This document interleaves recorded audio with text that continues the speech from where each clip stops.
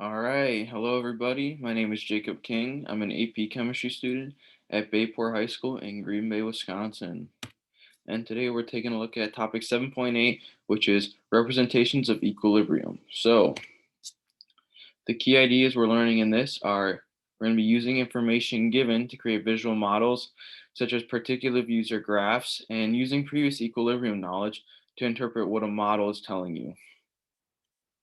So, particular models look like these two right here, and they're very easy to read. You just have to use the key they give you to determine which molecule and what it looks like, and then you just count them. So, for example, in figure 1 here, you can see we have one HCl molecule, one F molecule, and 7 HF molecules. And in figure 2, we have 8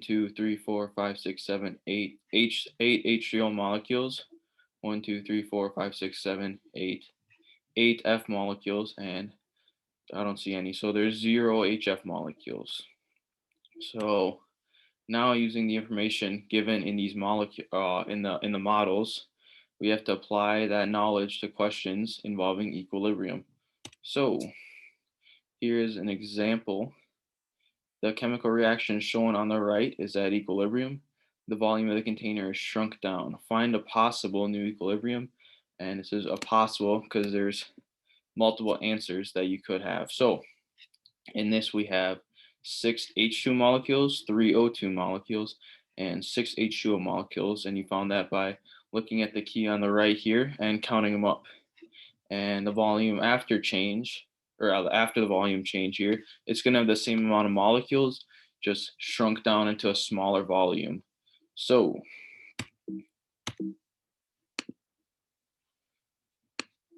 the volume is decreased. That means pressure will be increased, and equilibrium will shift to the side of less gas molecules. So in this specific case, it'll shift to the side with the H2O because there's less gas molecules on that side, and to relieve the pressure from the pressure or the pressure increase, it's going to shift to that side. So any answer that has more H2O molecules, less H2 and O2 molecules, and less overall molecules would be correct. So if you look in that bottom box, that's a possible answer you could have. There's 8 H2O molecules, 2 O2 molecules, and 4 H2 molecules. And that has less overall molecules, which is 14 as opposed to 15. And it has more H2O molecules, less H2, and less O2 molecules. So that could be one of your many answers that could be correct. So here is a possible AP test question example. PCl5 decomposes into PCl3 and Cl2. A pure sample of PCl5 is put in a rigid evacuated, which just means sucked out, so there's nothing in it, 1 liter container. The initial pressure of the PCl5 is 1 atm. The temperature is held constant until the equation reaches equilibrium. So then additional Cl2 is added in the system at equilibrium. Which of the graphs best shows the reverse rate of reaction over time? And in the parentheses it says, assume that the time for addition and mixing of the additional Cl2 is negligible. And it gives you this little model at the right. And the graphs look like this. We got A, which is where Cl2 is added and the rate just slowly increases. B, where it jumps up and then slowly decreases, which looks pretty much identical to C, except in B, the new rate after the Cl2 is less than the initial, and C, it's now greater than the initial, and D, which looks a lot like A. So I'll give you some time to try and figure this out. So the correct answer is letter C, and the reason for that is we have to use our previous equilibrium knowledge, and we know that when a molecule is added, the rate's gonna or the reaction's gonna shift to the side away from that molecule to compensate and to keep the K value the same.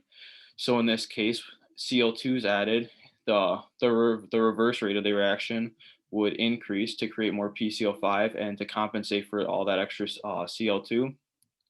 And we also know that it says assume that the time for addition and mixing of the additional Cl2 is negligible. So based on our knowledge of those, we would know that the reverse rate would jump straight up.